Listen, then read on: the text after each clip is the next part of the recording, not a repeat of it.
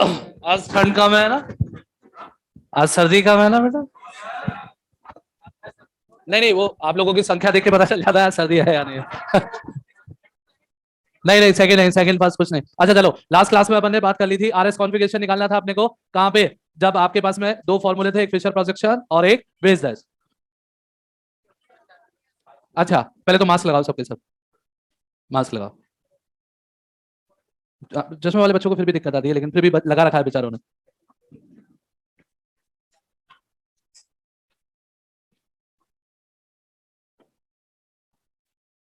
शुरू करें। आज वाली क्लास में अपन क्वेश्चंस करेंगे जो स्टीरियो आइसोमर से रिलेटेड है और एग्जाम में बहुत बार आते हैं। और बताओ, जीवन ठीक चल रहा है?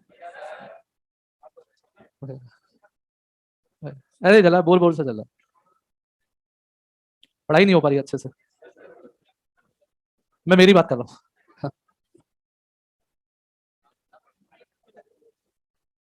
पढ़ना पड़ता है सुबह भैया, 5 बजे उठता हूँ, फिर पढ़ता हूँ, याद करता हूँ, फिर आता हूँ। और जिस दिन याद नहीं होगा उस दिन मना कर दूंगा। लास्ट पेज से। चलो ठीक है, अब मेरी बात सुनो बेटा। अपन है ना, फिर बेटा मास्क ऊपर कर, मास्क ऊपर कर, मास्क ऊपर।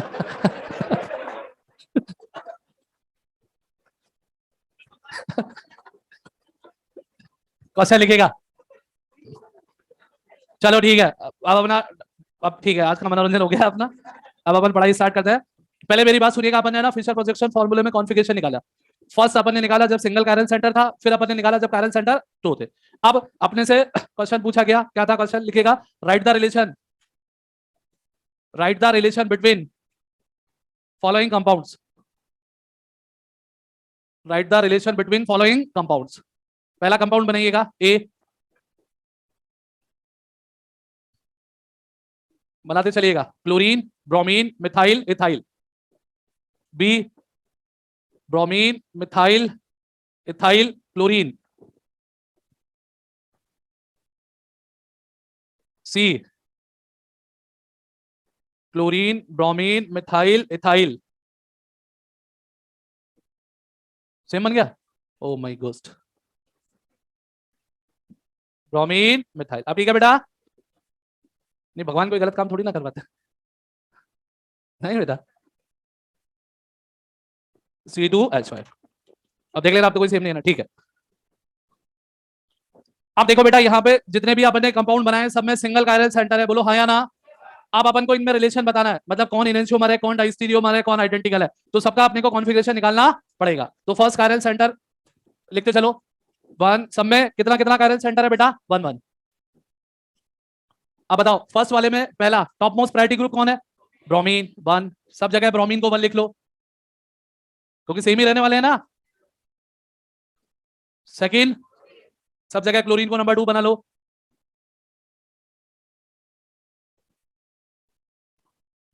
नंबर 3 मिथाइल और इथाइल, इथाइल नंबर 3।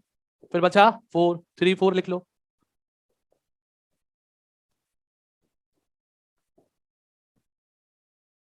ठीक है बेटा। अब आपको कॉन्फ़िगरेशन निकालते टाइम पे ध्यान क्या रखना होता है बेटा, कि फोर्थ प्रायोरिटी ग्रुप पे अपने को फोकस करना है। तो पहले वाले केस में फोर्थ प्रायोरिटी ग्रुप कहां पर है? हाँ बेटा, वर्टिकल लाइन पे है, तो कोई मुद्दा नहीं है। चलो, बी में कहां पर है? हॉरिजॉन्टल पे। हॉरिजॉन्टल पे है तो दिमाग की बत्ती जलेगी। थर्ड वाले में भी हॉरिजॉन्टल, बत्ती जलेगी। और लास्ट वाले में बताओ कौन सी लाइन पर है? वर्टिकल लाइन पे, कोई इशू नहीं है। अब बेटा आप ही बताओ, फर्स्ट वाले केस में 1 से 2 और 2 से 3 आप कौन सी डायरेक्शन में गए हो? Anti clockwise, S form. लिखते जाना बेटा।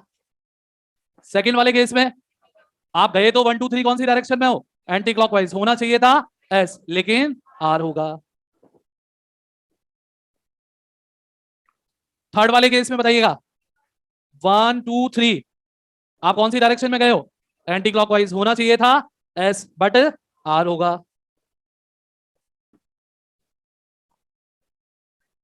बेटा 1 2 3 आप कौन सी डायरेक्शन में गए? क्लॉकवाइज, आर होगा। ठीक है बेटा जी, ठीक है।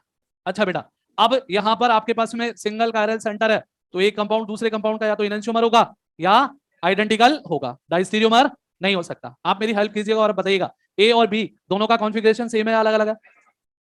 मैंने पूछा, जिसका जवाब दो। अपोजिट है या नहीं है?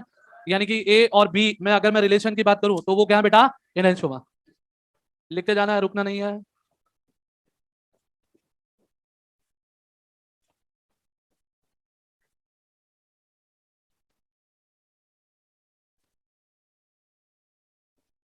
ठीक है बेटा।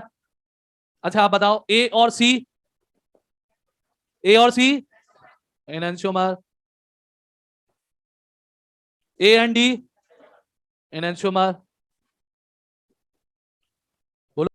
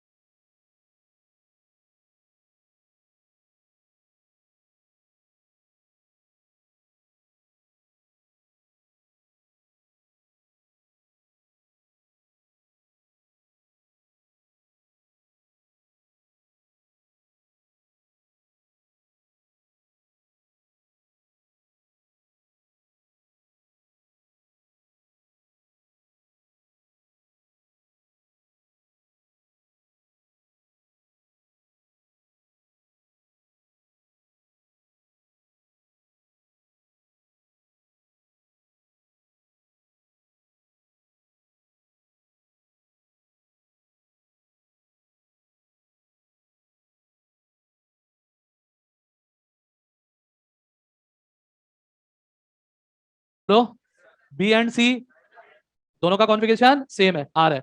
B and C,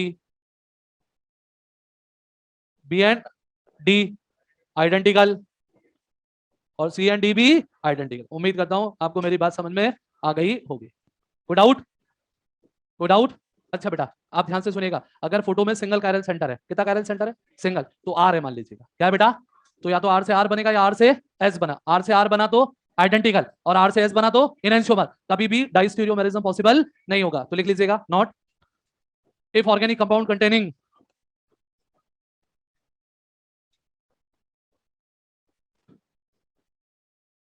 organic compound containing only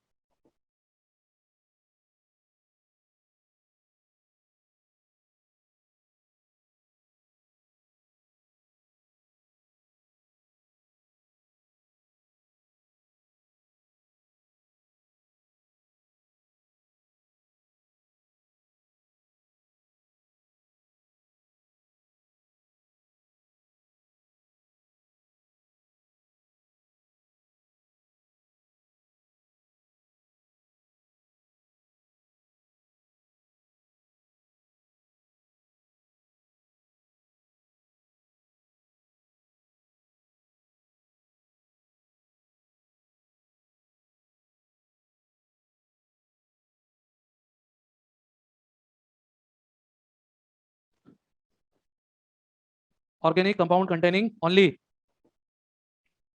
one chiral carbon atom,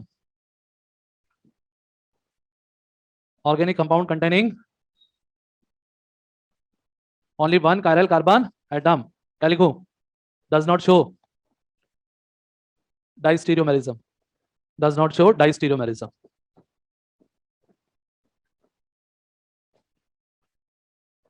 next question लिखिएगा, write the absolute configuration, write the absolute configuration for following compound, write the absolute configuration for following compound. हाँ राजकुमार इधर आओ, इस photo को बहुत ध्यान से देखो और बताओ क्या इस फोटो में ये वाला कार्बन कायरल है क्या? क्यों नहीं है बताओ? ये भी सिस है और ये भी सिस है, आप बताओ है या नहीं है? है। अब पता है इसमें मुद्दा क्या आएगा? मुद्दा ये आएगा कि एक तरफ सिस है उसी कंपाउंड का, और उसी कंपाउंड का क्या है? ट्रांस। तो किसकी अपने को प्रायोरिटी ज्यादा माननी है? तो एज पर सिस्टम सिस और ट्रांस में से जब अपने को सीआईपी रूल्स के अकॉर्डिंग प्रायोरिटी लिखनी होती है तो हमेशा किसकी ज्यादा मानी जाती है, सेस की। ई और जेड में से किसकी ज्यादा मानी जाएगी, जेड की। और आर और एस में से किसका ज्यादा माना जाएगा, आर का। ठीक है बेटा, एज पर रूल, है ना। अब बताओ यहाँ पे directly bonded element oxygen number 1, number 2 कौन है, सेस, नंबर 3 कौन है, और नंबर 4 ये रहा। फोर्थ आपका कौन सी लाइन पर है, वर्टिकल लाइन पे, कोई इशू नहीं है। 1 से 2, 2 से 3 एंटी क्लॉकवाइज, एंटी क्लॉकवाइज तो एस, कोई डाउट, बना लीजिए।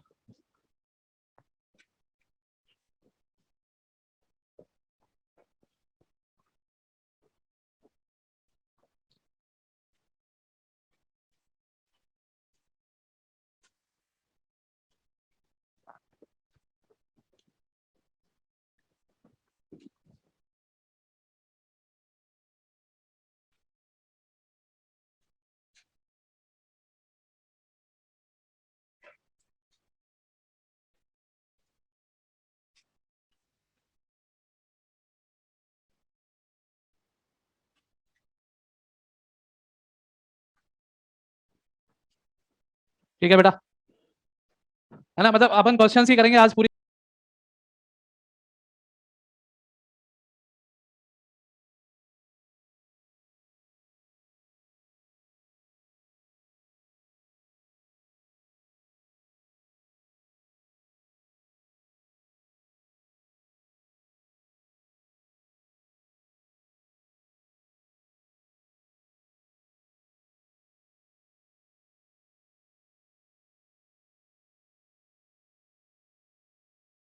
क्लास में आप समझ से जाइएगा, हटा दू बेटा। अच्छा इधर देखिएगा, ये लिखना था।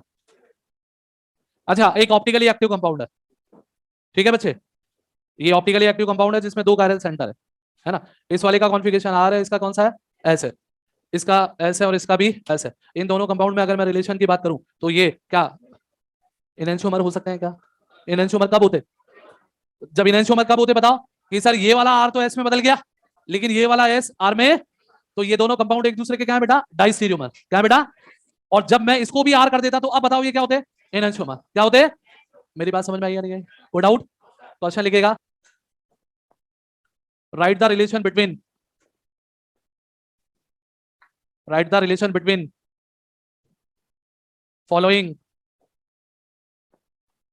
Right the relation between following configuration which are given for a, for a specific optically active compound,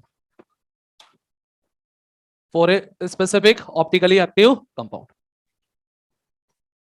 ए और बी को ध्यान से देखो, मैंने कंपाउंड नहीं बनाया, मैंने सिर्फ क्या बनाया, उसका कॉन्फ़िगरेशन। अच्छा आप मेरे को एक बात बताओ बेटा, ए और बी, जल्दी बोलो, ए और बी में क्या दोनों का कॉन्फ़िगरेशन चेंज हुआ है क्या, ए का चेंज है और एक का चेंज नहीं है, तो ए और बी का एग्जांपल हो गए डाइस्टीरियोमर के। राजा बेटा ए और सी,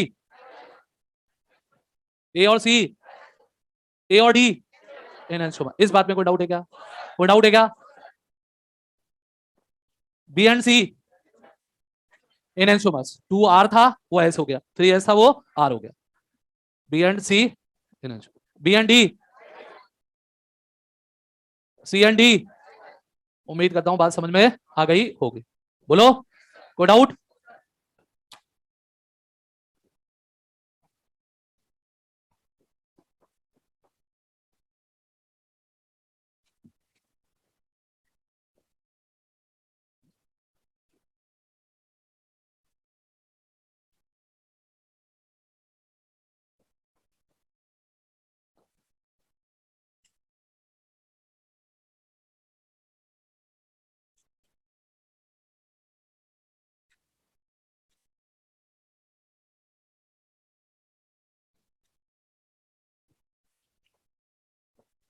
ठीक है बेटा, आगे बढ़ू।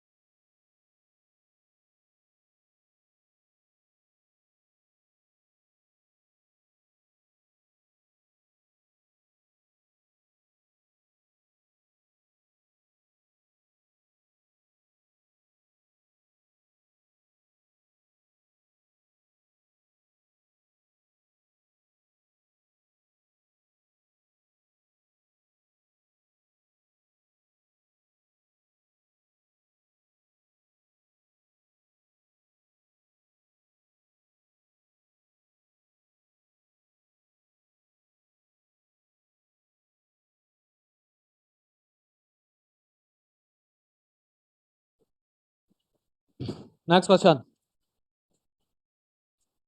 Right the relation between following compounds.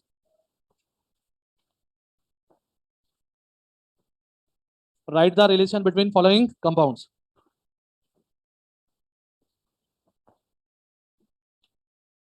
बेटा इधर देखिएगा, सबसे पहले मेरे को ये एक मॉलिक्यूल गिवन है, COOH है, CH3 है, HOH, HOH। सिंपल सिंपल से स्टार्ट कर रहा हूँ, आप बोर्ड पे देखते रहेंगे, जल्दी से सीख जाएंगे, है ना। ये एक फोटो बनाया और दूसरा फोटो ये बना दिया मैंने। अच्छा बेटा, मेरे को सबसे पहले ये बताओ आप कि इस वाले फोटो में कितने कैरल सेंटर है? तो इधर भी दो है ना। अब आराम आराम से सुनो, अगर आप कॉन्फ़िगरेशन निकालने की जरूरत है क्या? जब भी दो कैरल सेंटर हो तो कॉन्फ़िगरेशन नहीं निकालना, एक है तो कॉन्फ़िगरेशन निकालना है, जल्दी से हो जाएगा, और दो है तो कॉन्फ़िगरेशन नहीं निकालना। पूछो क्यों?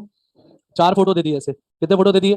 चार। चार फोटो में एक में दो कैरल सेंटर है, चार में कितने हो गए? आठ। आठ बार कॉन्फ़िगरेशन निकालोगे भगवान की दया से, एक बार तो गलत हो ही जाएगा। हेलो, तो अपना आंसर भी गलत आ जाएगा। तो उससे बचने का सबसे आसान तरीका, आप डायरेक्ट देखो। आप इस फोटो को डायरेक्ट देखो और आप बताओ, सबसे पहले फोकस करना है वर्टिकल लाइन पे। इस पे वर्टिकल लाइन दोनों में सेम है या नहीं है? सेम का मतलब टॉप वाला ग्रुप टॉप की जगह, बॉटम वाला ग्रुप बॉटम है। उसके बाद में आप ध्यान से देखो, क्या ये दोनों कंपाउंड एक दूसरे के मिरर इमेज है क्या? मिरर इमेज है क्या? और जब मिरर इमेज नहीं है तो मैं डायरेक्ट नहीं लिख सकता दिस इज डाइस्टीरियो, और मिरर इमेज होते तो मैं क्या बोल देता? एनेंटियोमर। अब जो सबसे इंपॉर्टेंट पार्ट है वो ये बनाया मैंने, ठीक है बाबू, है ना। और सेकंड फोटो मैंने ये बना लिया, CH3COOH, HHOH।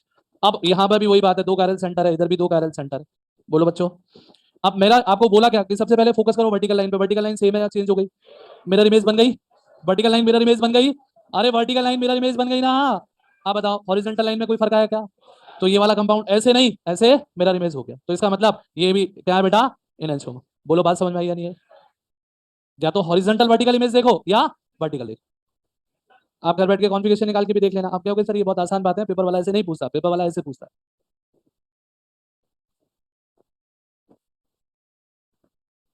पेपर वाला ऐसे पूछता है। ये फोटो बना दिया,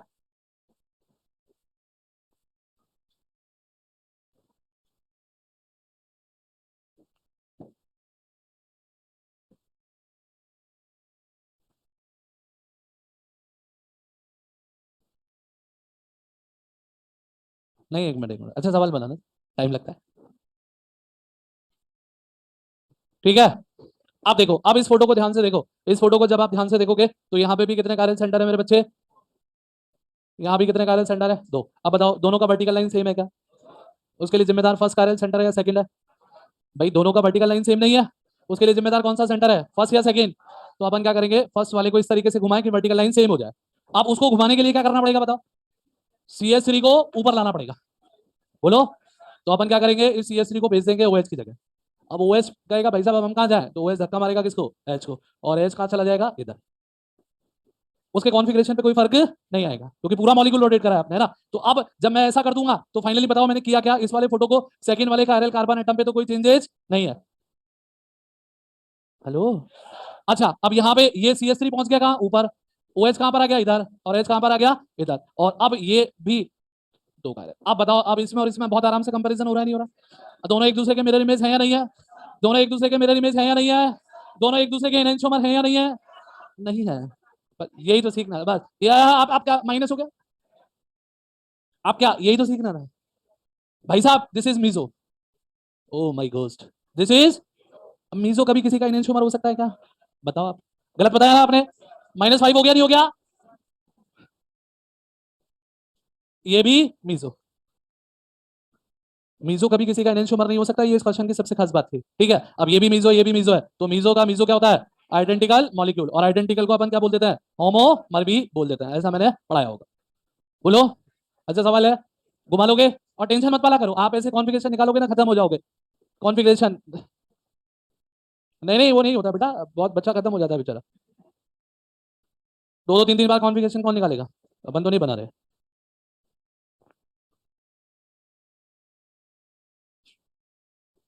चलो, अब बताओ वर्टिकल लाइन सेम करनी है, कहां से करनी है? फर्स्ट कारल से या सेकंड कारल से?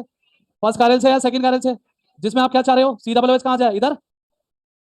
OH किधर चला जाएगा? इधर। और H चला जाएगा इधर। बोलो, ऐसा करो तो फर्स्ट वाले पे तो कोई फर्क पड़ेगा ही नहीं। यहाँ पे क्या आ गया ध्यान से देखना, COOH। यहाँ पे क्या गया? OH। और यहाँ पे क्या गया? H। ए बी का सेंटर है, ए बी का सेंटर है, दोनों का वर्टिकल लाइन तो सेम है, हॉरिजॉन्टल सेम है क्या? क्या ये वाला फोटो और ये वाला फोटो एक दूसरे के मिरर इमेज है क्या? एक दूसरे के मिरर इमेज है क्या? This is dice.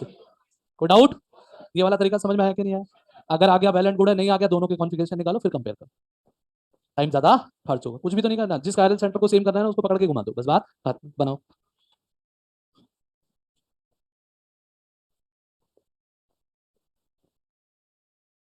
अगर आपको नहीं समझ में आया, आपको लग रहा है नहीं सर दिक्कत आएगी, तो आपको फिर पूरा कॉन्फ़िगरेशन निकालना चाहिए, क्योंकि पेपर में एक क्वेश्चन 4 मार्क्स का होता है, सही होने पे 4 मिलते हैं, गलत होने पे एक ले भी जाता है वो।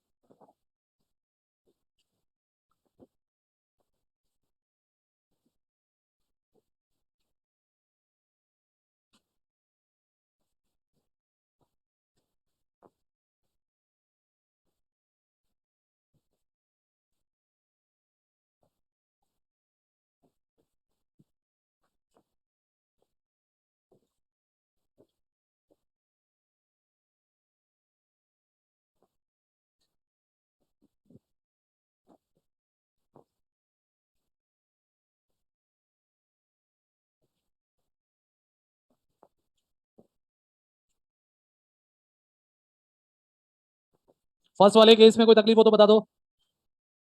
अच्छा कि सर लिखते समय हमें कोई तकलीफ नहीं होती।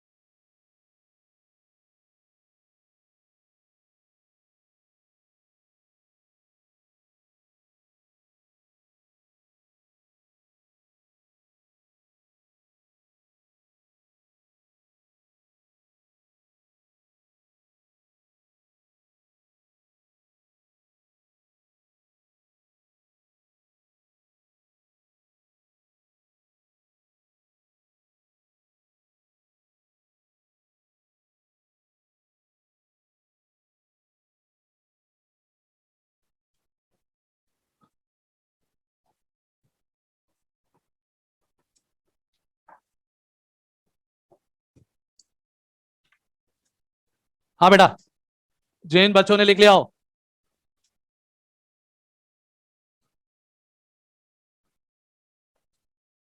वो नंबर 5 सॉल्व करें।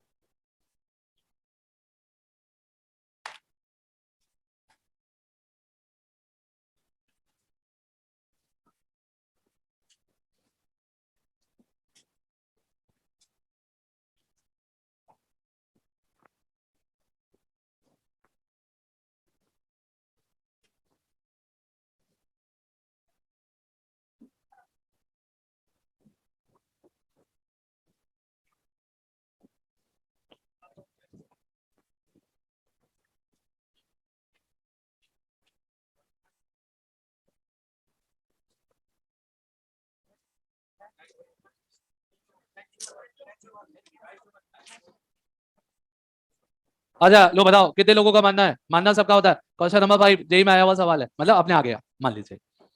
फर्स्ट ऑप्शन इज, अरे लिख लो जल्दी से। First option is enantiomer. कितने लोगों का मानना है इनन शोमर राइट आंसर है? ठीक है। कितने लोगों का second option is diastereomer? ये भी मानना है। Third option identical. Fourth option none of these. अब सुनिएगा, right answer is none of these. अरे आपने देखा ही नहीं, आपने देखा ही नहीं, आप तो बस वर्टिकल हॉरिजॉन्टल में उलझ गए। इसकी नंबरिंग करो यहां से, ये 1 ये 2 ये 3 ये 4। इस कंपाउंड का नेम क्या है बेटा? 3 ब्रोमो 2 हाइड्रोक्सी ब्यूटेनोइक एसिड। बोलो भाई। और इसको देखो, ये क्या है बताओ? समझ में आ गई बात? 2 ब्रोमो 3 हाइड्रोक्सी ब्यूटेनोइक एसिड। तो बताओ, क्या ये दोनों कंपाउंड कभी भी एक दूसरे के स्टीरियो आइसोमर हो सकते हैं क्या? अरे बेटा, स्टीरियो आइसोमर होने के लिए तो क्या सेम होना चाहिए? आईयूपीएसी नेम कैसा होना चाहिए? सेम होना चाहिए। और ये दोनों एक दूसरे के कौन से आइसोमर है बेटा? Position isomer. कौन से हैं? बोलो, मेरी बात समझ में आई या नहीं आई? हालांकि आपके पास में ऐसा सवाल नहीं मिलेगा कॉम्पिटेटिव एग्जाम में। अपनी शीट में क्वेश्चन है, दीज आर स्ट्रक्चर आइसोमर, इनको कॉन्स्टिट्यूशनल आइसोमर्स भी बोल देते हैं। अरे ये जो मैंने कहानी सुनाई, समझ में आई या नहीं आई? कि अपनी आदत खराब हो जाती है, अपन देख लेते हैं कि अरे मास्टर जी ने कितनी अच्छी ट्रिक बनाई है, ऐसे घुमा लो, मिरर इमेज बना लो, है ना? अब मास्टर जी ने अच्छी अच्छी ट्रिक बनाई है, फिर पेपर में सवाल आता है, फिर गलत हो जाता है, फिर बाहर आके मास्टर जी के नाम के आगे प्रीफिक्स अफिक्स लगाओगे। इसलिए ध्यान रखिएगा, स्टीरियो आइसोमर्स के लिए क्या सेम होना चाहिए? बोलो भैया, क्या होना चाहिए? आईयूपीएसी नेम सेम होना चाहिए। उम्मीद करता हूं अब आपको मेरी बात समझ में आ गई होगी। ठीक है बेटा, नेक्स्ट क्वेश्चन लिखिएगा।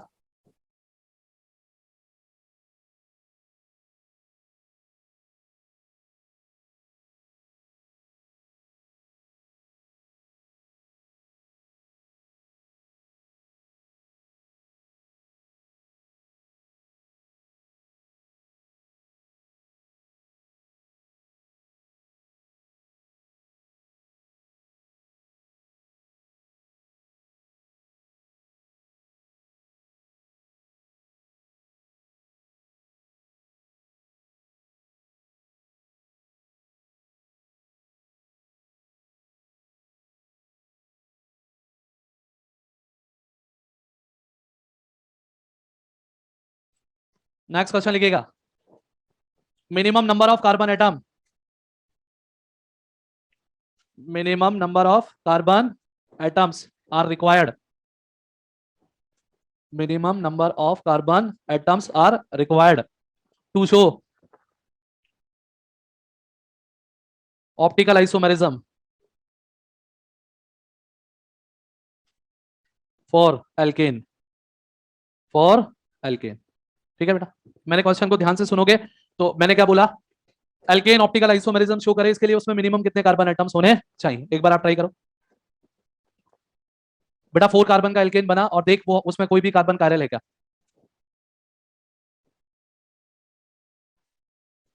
बेटा बना के देखो, ऐसे हवा में तीर मत चलाओ। 4 के बाद में 5 आता है, ये मुझे भी पता है।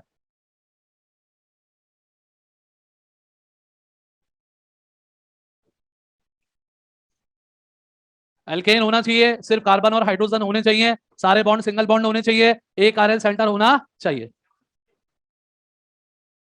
6 किसने बोला? खड़ा हो। एक मिनट बेटा, चुप हो जाओ। 6 बना, क्या क्या लिखा? हाँ, क्या हुआ? सही करो, सही करो, सही करो, दिमाग लगाओ। 11 कहाँ है मेरा बेटा? 11 वाला उससे पहले भी 10 9 आता है। बोलो बेटा, आप इधर आ जाओ। नहीं नहीं बेटा, आपने कोई स्पून फीडिंग नहीं करनी, रटा रटाया खेल नहीं खेलना, अपने को इधर आ जाओ। ये एल्केन है, इसमें ये वाला कार्बन कायरल होना चाहिए, तो क्या पॉसिबल है? सबसे पहले यहां से शुरुआत किया अपन ने, क्या लिखा? H। अब दोबारा H तो नहीं लिख सकते अपन, अब H से मतलब एक कार्बन वाला, एक कार्बन वाला अपन ने क्या लिखा? मिथाइल।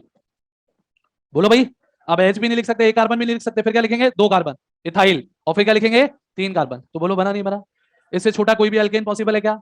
अब सुनो, ये क्वेश्चन था एल्केन के लिए, लेकिन अगर मान लो क्वेश्चन एल्कीन एल्काइन अल्कोहल इन सब के लिए आ जाए, तो आपको क्या करना है? एक यूनिवर्सल ये वाला ग्रुप ले लेना है, ये सब में फिक्स रहेगा। हेलो। और जैसे अल्कोहल बोला है तो C3H7 की जगह OH लगा देना, एल्डिहाइड बोला है तो CHO लगा देना, अपने को आंसर मिल जाएगा। कोई तकलीफ? मैं आपको क्या समझाने की कोशिश कर रहा हूं कि ये वाला पार्ट तो आपका फिक्स्ड है, भले ही क्वेश्चन में एल्केन हो, एल्कीन हो, एल्काइन हो, अल्कोहल हो, कुछ भी हो, CH3 CH CH2 CH3, और यहाँ पे जिस ग्रुप की बात की जाएगी उस ग्रुप को इस तरीके से लिखो कि ये वाला सेंटर आपका कैसा हो जाए? कायरल। जैसे अभी आपने मेरे से बोला कि सर एल्केन के लिए बता दो, किसके लिए बता दो? एल्केन की। तो मेरा ये वाला पार्ट तो बिल्कुल फिक्स है, इसमें मेरे को कोई चेंजेस नहीं करने, समझ में आई बात? अब इसको कार्बन को कायरल बनाने के लिए मैं H नहीं लिख सकता पहले से है, मिथाइल नहीं लिख सकता पहले से है, इथाइल नहीं लिख सकता पहले से है, तो अब मैं इस G की जगह क्या लिखूंगा? प्रोपाइल। और जैसे ही मैंने लिखा प्रोपाइल तो ये कायरल हो गया, और रिक्वायर्ड कार्बन कितने हो गए? 7। बोलो हाँ या ना? अगर मेरे बच्चे, मैंने यहाँ पे आपसे कई की बात की होती एल्कीन की, तो भी मेरे को ये वाला पार्ट तो रखना ही रखना है। ये लो, इसको कायरल बनाना है। अच्छा, कायरल बनाते समय याद रखो बात किसकी कर रहे हो आप? एल्कीन की। तो एल्कीन में कार्बन कार्बन के बीच में क्या होता है?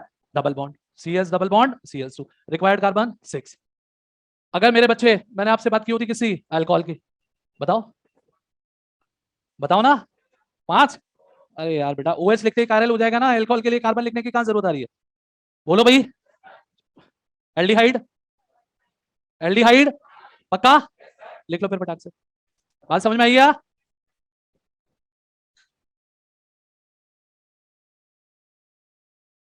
और फिर लास्ट आप मेरे को बता ही देंगे, फॉर कीटोन। फिर वही बात, बिना लिखे मत बोला करो बेटा, हवा में मत चला करो प्लीज, रिक्वेस्ट है आपसे, है ना? आते हुए सवाल भी गलत हो जाएंगे बेटा, हवा में मत उड़ा करो।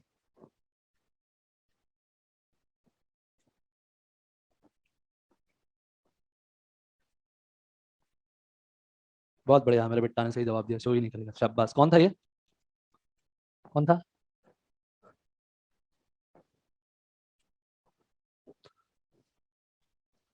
फोर कार्बन का कीटोन बनाओ और देखो उसमें कोई कायरल कार्बन एटम है क्या? ये तो फिक्स रहेगा ना, कितना आसान सवाल है, इसको कितना मुश्किल बना रहे हो? देखो जरा, ये तो फिक्स है, इसमें तो अपने को कोई चेंजेस करने ही नहीं है। अब पेपर वाले ने बोला कीटोन मतलब CO, और इधर बना लेना CH3, बात खत्म। कीटोन के दोनों तरफ कार्बन होने चाहिए, गिन लो कितने कार्बन हो गए? 6। अरे बोलो।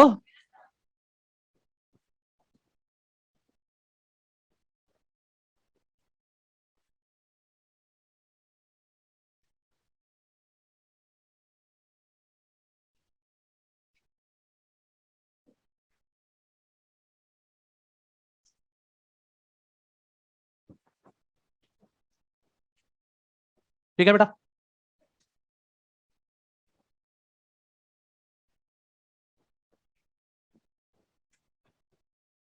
ठीक है, क्वेश्चन ऐसे क्वेश्चन आए ना तो एक बार हल्का सा क्रॉस चेक भी कर लिया करो, पता लगे अपन इतनी मेहनत करें और अपना आंसर गलत हो जाए।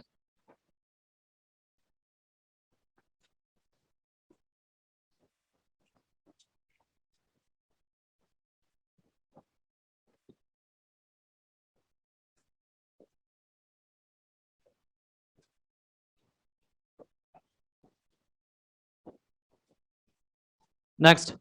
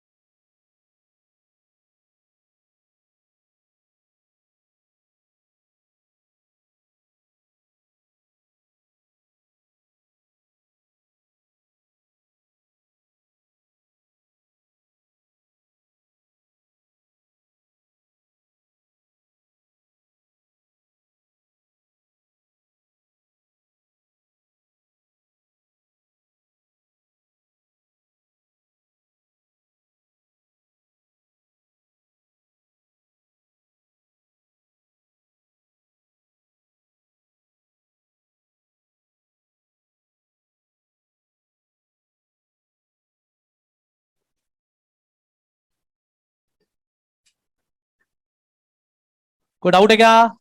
नेक्स्ट हेडिंग लिखिएगा। पेज खत्म होने वाला हो तो नया पेज ले लेना, बिल्कुल ही एक दो लाइन बची हो तो, है ना। क्वेश्चन लिखिए, हेडिंग लिखिएगा, कैलकुलेशन ऑफ स्टीरियो आइसोमर्स।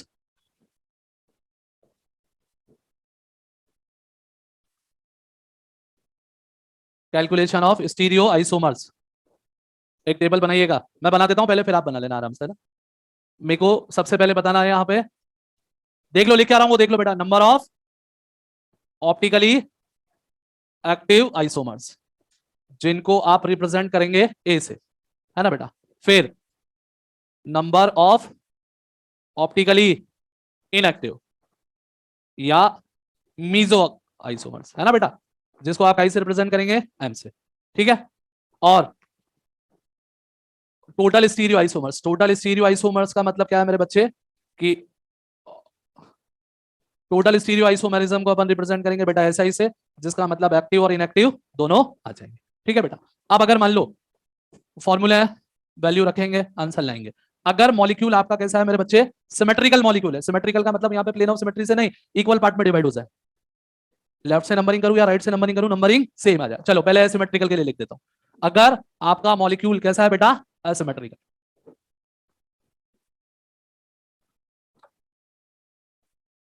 अगर आपका मॉलिक्यूल कैसा है बेटा जी, एसिमेट्रिकल मॉलिक्यूल है, यहां पर उसका प्लेन ऑफ सिमेट्री से कोई लेना देना नहीं है, आप मॉलिक्यूल को दो इक्वल पार्ट में डिवाइड कर पा रहे हैं या नहीं कर पा रहे, तो इस केस में ऑप्टिकल एक्टिव आइसोमर होंगे 2 टू पावर n, इनएक्टिव तो हो ही नहीं सकता, टोटल भी 2 टू पावर n हो जाएगी, ठीक है बेटा।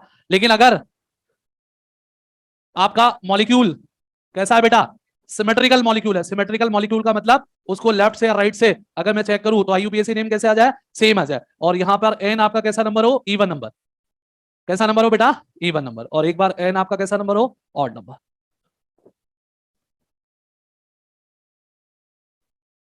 अगर मेरे बच्चे n आपका इवन नंबर है तो ये हो जाएगा 2 to power n minus one, 2 to power n by two minus one, दोनों का total 2n minus one plus n by two minus one, formula याद करने पड़ेंगे।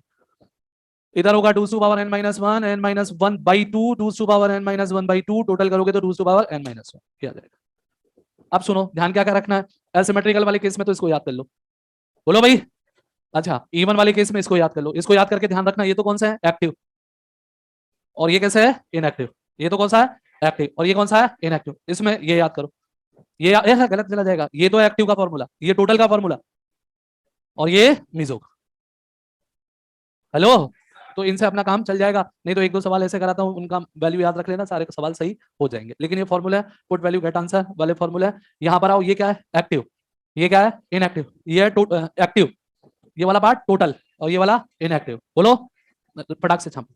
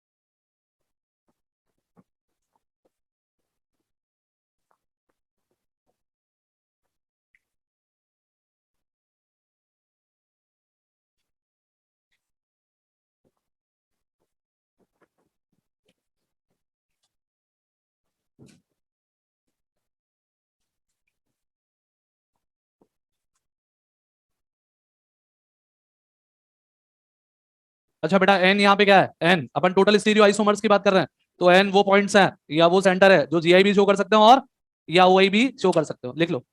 एन कौन है जो जीआई शो करे या ओआई शो करे,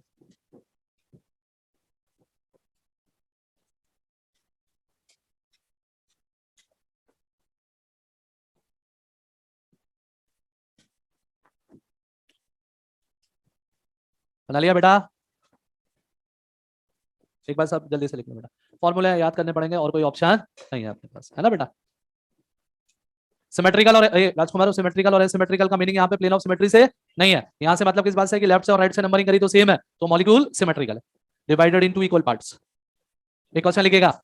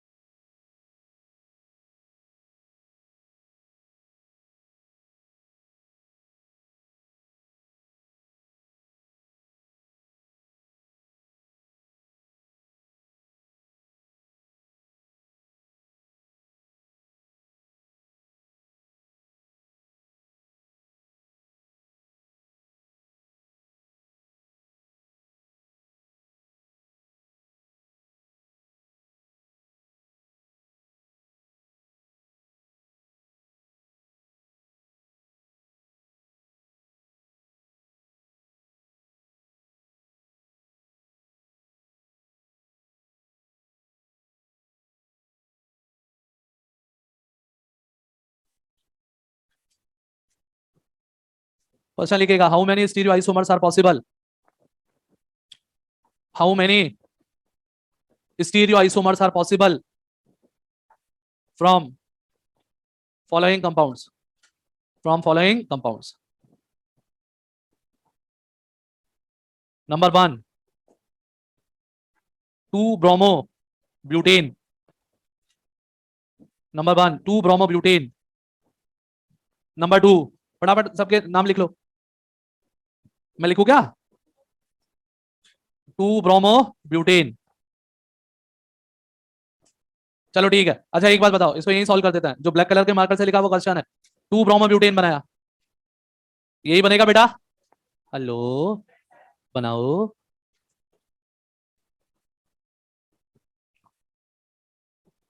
बना लिया? अब बेटा ढूंढ के बताओ इसमें कितने कायरल सेंटर है? 1, वेरी गुड, नाटक मत कर, जल्दी से लिख। एन 1 है, मॉलिक्यूल कैसा है? सिमेट्रिकल है एसिमेट्रिकल है? एसिमेट्रिकल, क्योंकि लेफ्ट से और राइट से नंबरिंग करोगे तो सेम नहीं आएगा, एसिमेट्रिकल। और अगर एसिमेट्रिकल है तो ऑप्टिकल एक्टिव आइसोमर कितना होगा? 2 टू पावर n, दो फॉर्म बनेगी, एक R और एक S, या एक D और एक L। बोलो बेटा जी। मीजोफॉर्म, मीजो 0, और टोटल स्टीरियो आइसोमर्स भी कितने हो जाएंगे? 2। टोटल स्टीरियो आइसोमर्स भी कितने हो जाएंगे? 2। बोलो। Number 2, second, 2,3 die bromo butane, 2,3 die bromo butane. Photo बनाओ, 2 पे ब्रोमो, 3 पे bromo, butane. Chiral centre 2, very good. Left से नंबरिंग करो, राइट से नंबरिंग करो, सेम आएगी क्या? सिमेट्रिकल है मॉलिक्यूल। अब बताओ बेटा, एन अपना 2 आ गया, कैसा नंबर है? E1, very good. अब ऑप्टिकली एक्टिव के लिए फॉर्मूला क्या होगा बताओ? 2 to power n-1, optically active आ जाएंगे 2। ए लाला, 2 कैसे आए? सुनो ना, 2 कैसे है? 2 कायरल सेंटर है फिर भी 2 ऑप्टिकली एक्टिव है, कैसे है पता है? 2, फर्स्ट वाले का भी R और सेकंड वाले का भी R, फर्स्ट वाले का भी S और सेकंड वाले का भी S, और जब अपन ने मीजो की बात की, मीजो का हो जाएगा 2 टू पावर n/2 मतलब 1, इसका मतलब एक R एक S, RS लिखो SR लिखो, बात तो एक ही है। मीजो का मिरर इमेज हमेशा क्या होता है? मीजो। और टोटल स्टीरियो आइसोमर्स 3। हेलो, कोई तकलीफ? कोई तकलीफ? बनाओ।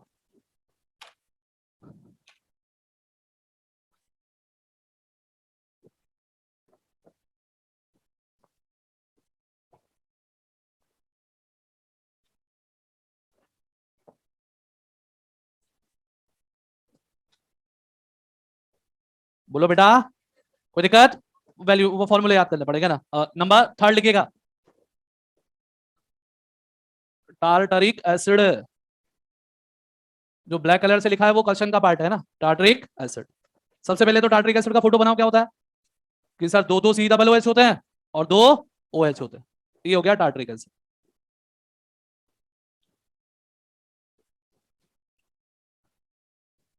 हाँ बेटा,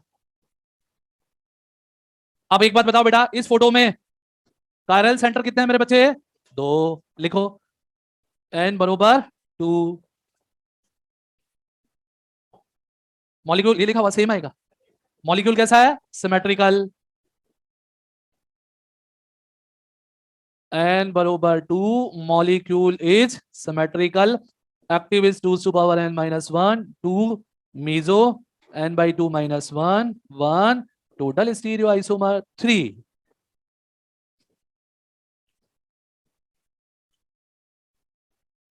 ठीक है बेटा, कोई दिक्कत? और एक्टिव कौन कौन से बनेंगे बताओ? R R S S.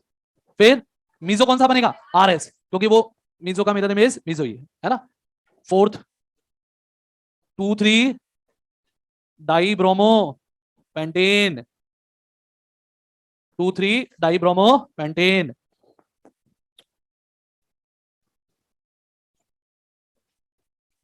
Photo बनाओ, बना लिया? 2 पे ब्रोमो, वेरी गुड। 2 पे ब्रोमो 3 पे ब्रोमो, कितने कायरल कार्बन? दो। कायरल सेंटर दो।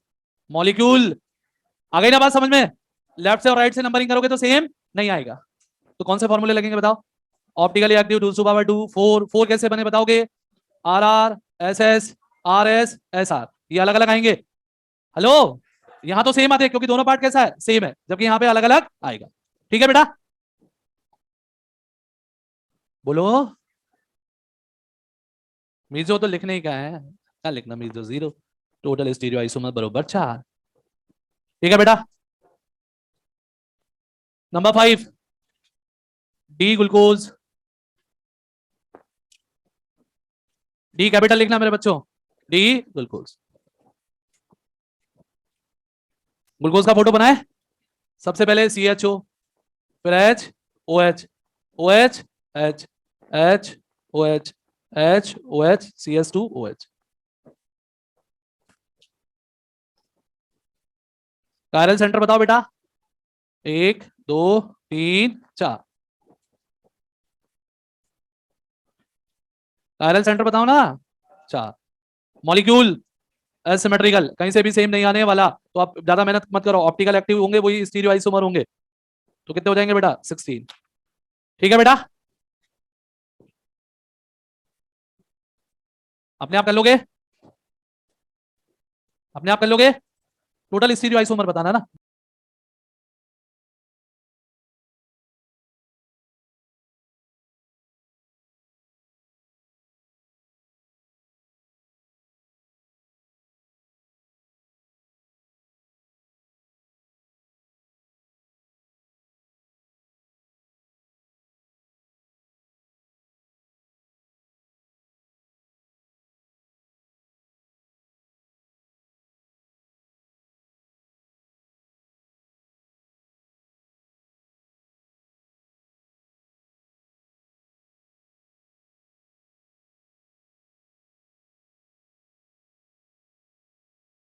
निकालना सारे, लेकिन आंसर आप टोटल स्टीरियो आइसोमर का देना। 2 3 4, ना ना ना ना ना, सॉरी, पेंटेन 2 3 4 ट्राई ऑल।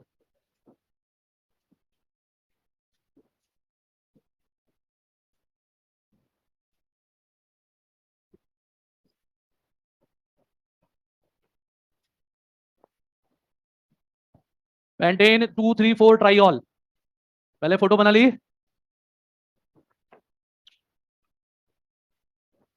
अब देखो सुनो ध्यान से, ये दो तो कायरल है और ये सेंटर वाला, और याद है अपन ने पढ़ा था सूडो काउंटेबल होता है, तो लिख लेना एन कितना हो गया? 3। एन कितना हो गया? 3। सूडो को कायरल पे काउंट करते हैं बेटा ना, लिखा है मैंने। अच्छा अब एक बात बताओ, लेफ्ट से नंबरिंग करूं या राइट से नंबरिंग करूं, सेम आएगा क्या? अरे बोलो। सिमेट्रिकल मॉलिक्यूल, और एन बरोबर 3 है, कैसा नंबर है? ऑड। ऑड के लिए फॉर्मूला क्या लगेगा, एक्टिव का हो जाएगा 2 टू पावर n-1 n-1/2 बताओ कितना आंसर आया, कितना आया 2, पता है 2 कैसे आएंगे बताओ, आर आर आर। अच्छा मीजो मीजो बताओ कितना देगा, 2 to power n-1/2 2 total series isomer 4, बोलो भाई। ठीक है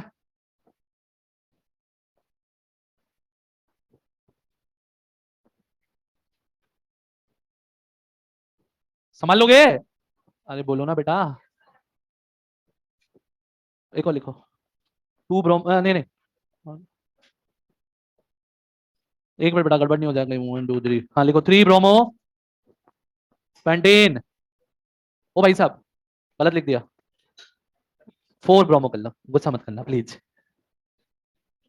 4 ब्रोमो, और अभी भी गलत होगा तो वापस सही कर लेंगे अपन, पेंटेन 2 3 डाइऑल,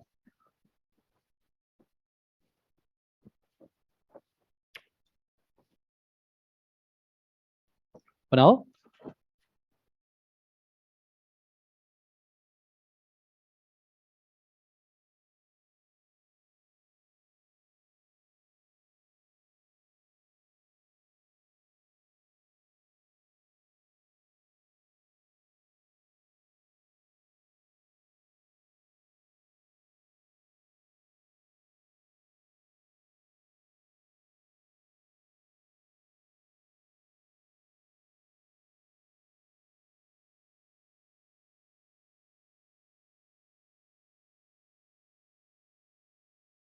बनाओ ना, पहले फोटो बनाया, 2 पे ओ एच, 3 पे ओ एच, बहुत बढ़िया।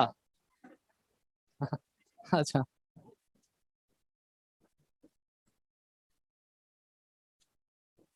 बोलो, chiral centre, pseudo chiral, pseudo chiral N बरोबर 3, मॉलिक्यूल इज एसिमेट्रिकल, बेटा मॉलिक्यूल एसिमेट्रिकल है, ध्यान रख लेना, सिमेट्रिकल नहीं है, अरे सिमेट्रिकल एसिमेट्रिकल पहचान लोगे ना, लेफ्ट से राइट से नंबरिंग करूं सेम है, सिमेट्रिकल नहीं आया तो एसिमेट्रिकल। अब बताओ जो ऑप्टिकल एक्टिव होंगे वही टोटल स्टीरियो आइसोमर होंगे, आप मुझसे ज्यादा जानते हैं, 8 8, ठीक है नेक्स्ट, पहले वाला फोटो मिटाना पड़ेगा।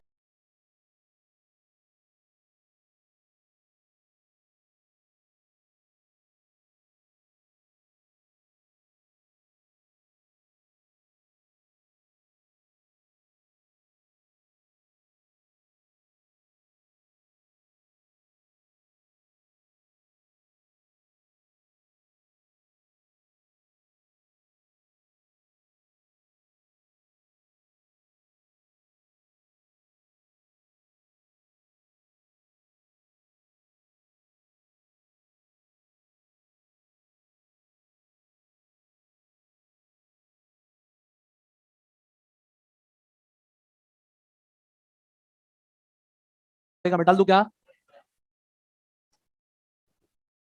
नेक्स्ट वाले पे नंबर कौन सा आएगा बाबू, 8, इंपॉर्टेंट करें इसको, 8 इंपॉर्टेंट करें, पहला important question, 1 2 die bromo cyclo propane, 1 2 die bromo cyclo propane. अच्छा पहले तो मेरे बच्चे एक बात बताओ, आराम से मेरी मदद करना आप है ना, अभी तक मैं आपकी मदद कर रहा था, इस बार आप मेरी मदद करें, आप पेन नीचे रख देना बेटा, तभी अपन ये मदद मदद खेल पाएंगे, प्लीज प्लीज बेटा, प्लीज एक अच्छा शब्द है बेटा। सबसे पहले अपन ने क्या करा बेटा, ये अपन ने बना लिया 1 2 डाई ब्रोमो साइक्लो प्रोपेन। अब आराम आराम से जो मैं पूछा हूं वो बताना सीख जाओगे। एक बात बताओ, इस फोटो में कितने कायरल सेंटर है, 2, शाबाश बहुत बढ़िया, एन 2 है। आप मेरे को बताइएगा ये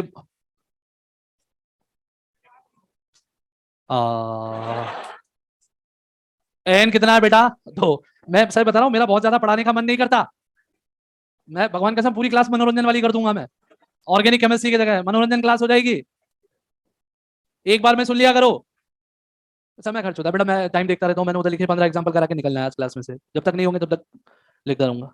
आप ऐसे करते हो बेटा, समय की बर्बादी करते हो, अब आप कहोगे आप कर रहे हो समय की बर्बादी, नहीं पढ़ा रहा, मेरे को बिना समय बर्बाद किए हो मेरे को बताओ इस फोटो में कितने कायरल कार्बन है, 2। अच्छा अब मेरे को ये देखना है मॉलिक्यूल सिमेट्रिकल है या नहीं है, तो 1 2 इधर से लिखूं या इधर से लिखूं, 1 2 ही आएगा, अगर ऐसा हुआ तो ये मॉलिक्यूल है वो अपना कैसा है बेटा, सिमेट्रिकल।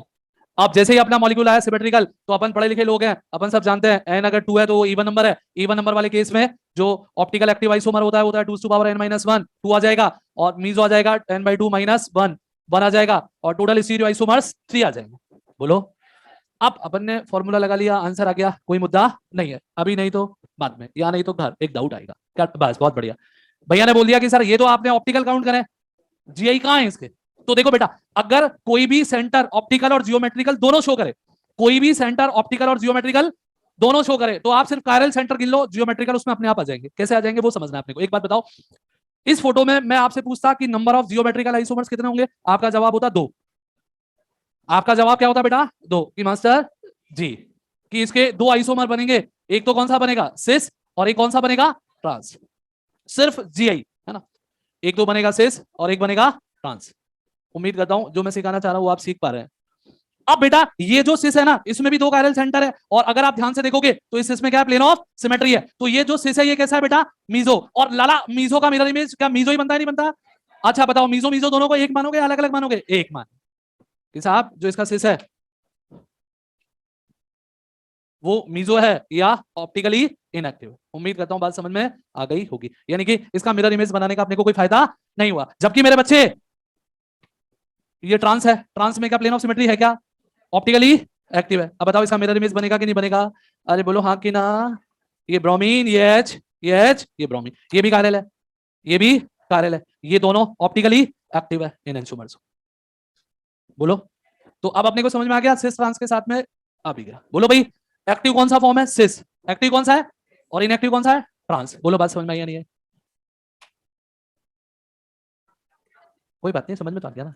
जब ये समझ में आ गया, उल्टा बोल दिया इसका मतलब ये भी पता लग गया, समझ में आ गया। अरे बोलो, इसमें कोई नहीं लिखना नहीं है, लिखना नहीं है, समझ में आया कि नहीं आया। अरे बोलो। अब बताओ अपन ने सीखा क्या कि सर बिल्कुल क्लियर कट बात समझ में आ गई हमारे, क्या समझ में आ गया कि अगर कायरल सेंटर काउंट कर लिया तो अब उसको दोबारा जीआई के लिए काउंट करने की जरूरत नहीं है। वापस से देखेगा, देखेगा मेरा बेटा, वापस से देखेगा। मान लीजिएगा मैंने लिखा होता 1 ब्रोमो 2 मिथाइल साइक्लो ब्यूटेन। अच्छा एक बात बताओ बेटा, फटाफट देखना, अपन ने फोटो बनाया 1 ब्रोमो 2 मिथाइल, कितने कायरल सेंटर जल्दी बताओ, टाइम नहीं अपने पास में। 2 कायरल सेंटर है, 2 मॉलिक्यूल, मॉलिक्यूल 2 1 जल्दी बोलो बेटा, एसिमेट्रिकल, एसिमेट्रिकल है तो जितना एक्टिव होगा वो ये स्टीरियो आइसोमर होगा, 4 हो जाएगा। कितना हो जाएगा। अब ये 4 क्यों हुआ, देखो जल्दी से आओ। ये भाई साहब ये ब्रोमीन है, ये एच है, ये CH3 है, ये एच है, ये इसका कौन सा फॉर्म है सिस। सिस में कहीं पर भी प्लेन ऑफ सिमेट्री है क्या, नो सर, नो सर का मतलब दिस इज ऑप्टिकली एक्टिव। अब बताओ अगर ऑप्टिकली एक्टिव है सिस फॉर्म तो इसका मिरर इमेज बनेगा कि नहीं बनेगा, बनेगा। सिस के भी कितने बन गए, 2। अलाला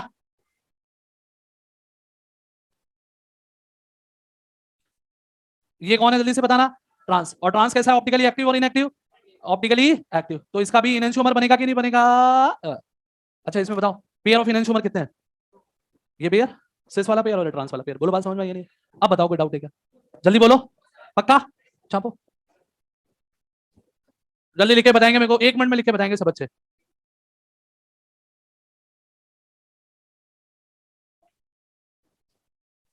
नहीं तो लास्ट तक यही नहीं समझ में आता कि साहब इसमें मीजो कैसे काउंट हो गया।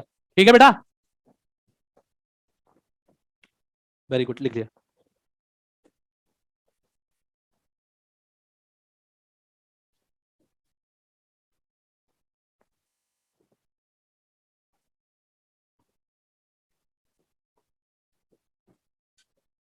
भले ही बेटा 1 आध सेकंड ज्यादा लग जाए कोई दिक्कत नहीं, अपने को लिखना पूरा।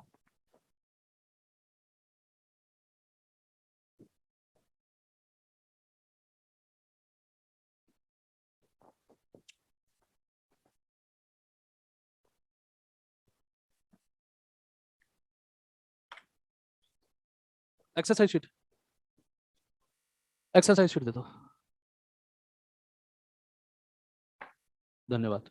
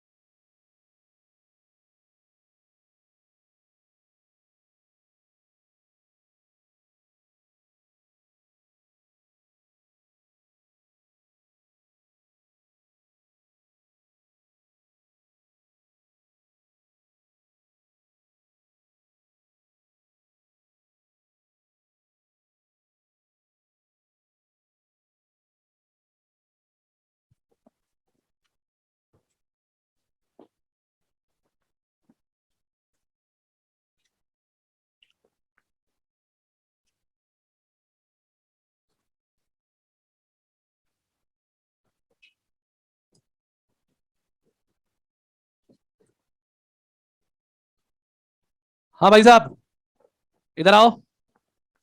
अरे आओ ना, फिर मैं डांटूंगा क्या मतलब निकलेगा, मेरे को अच्छा नहीं लगता बच्चों को डांटना। नंबर 10 वाले एग्जांपल को देखो, नंबर वाले 10 बेटा प्लीज इधर देखें, 10 नंबर वाले एग्जांपल को देख के बताएं, क्या ये फोटो जीआई शो करता है? जल्दी बोलो कि हाँ सर, इसका ये डबल बॉन्ड जीआई शो करेगा। क्या ये फोटो ओआई शो करेगा? यस सर, इसमें कायरल सेंटर है। तो अब आप बता दो इसके लिए एन 2 हो गया। मॉलिक्यूल कैसा है? एसिमेट्रिकल। कैसा है मेरे बच्चे? तो जो भी स्टीरियो आइसोमर है वो एक्टिव ही तो होंगे। 2 टू पावर एन कितना हो गया बताना? 4। डायरेक्ट लिख दूं क्या 4?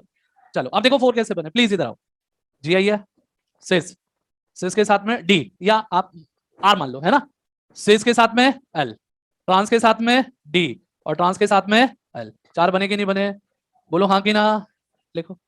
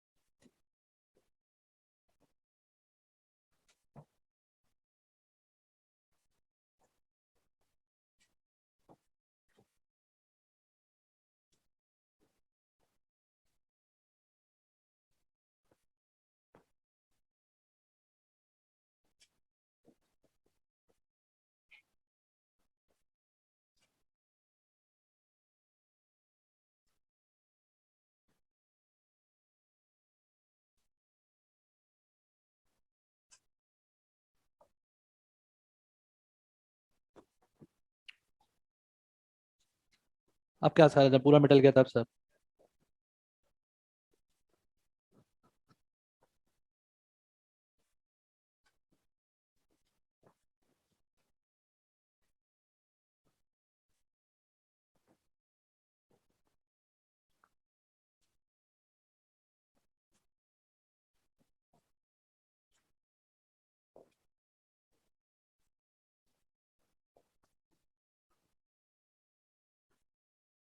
हाँ भाई साहब, लो इधर आओ। पहला वाला डबल बॉन्ड क्या जीआई शो करेगा? क्या नेक्स्ट वाला डबल बॉन्ड जीआई शो करेगा? ये कार्यल कार्बन एटम ओआई शो करेगा। N3 आ जाएगा। मॉलिक्यूल एसिमेट्रिकल हो जाएगा। एसिमेट्रिकल हो जाएगा तो stereoisomer 2 to power n मतलब 8 हो जाएगा। कोई तकलीफ? लिखेगा मेरा बाबू।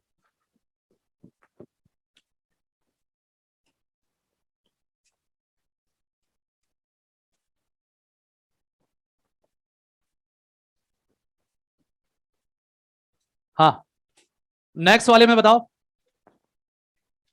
अच्छा पहले तो बताओ, ये कार्यल सेंटर है, ये कार्यल सेंटर है, और ये डबल बॉन्ड शो करेगा जी आई। बोलो हाँ या ना। अच्छा ऑप्टिकल गिन लिए तो जियोमेट्रिकल अपने आप गिनने में आ ही गए, तो लिख लो फटाक से। एन कितना हुआ? 3। मॉलिक्यूल कैसा हुआ? एसिमेट्रिकल। तो stereoisomer 2 to power n 8 चलेगा।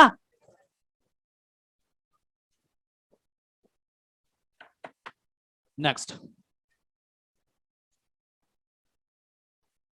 नंबर 10 में कोई डाउट है क्या? लिख लिया? लो नेक्स्ट वाले में बताओ। बहुत देर लगाते हो। 32। अच्छा इधर देखेगा मेरा बेटा, बेटा इधर देखेगा। अब परेशान करते हो मुझको। ये कार्बन कायरल है, ये कार्बन कायरल है, कायरल है, कायरल है, कायरल है, नहीं है। ये डबल बॉन्ड जीआई शो, ये double bond GI show 1 2 3 6 asymmetrical 2 to power n 64 64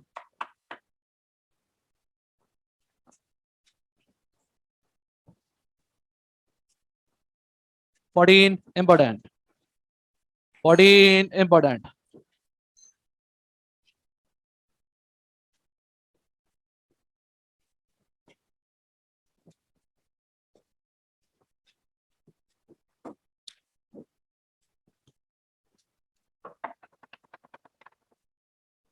14 बना लिया।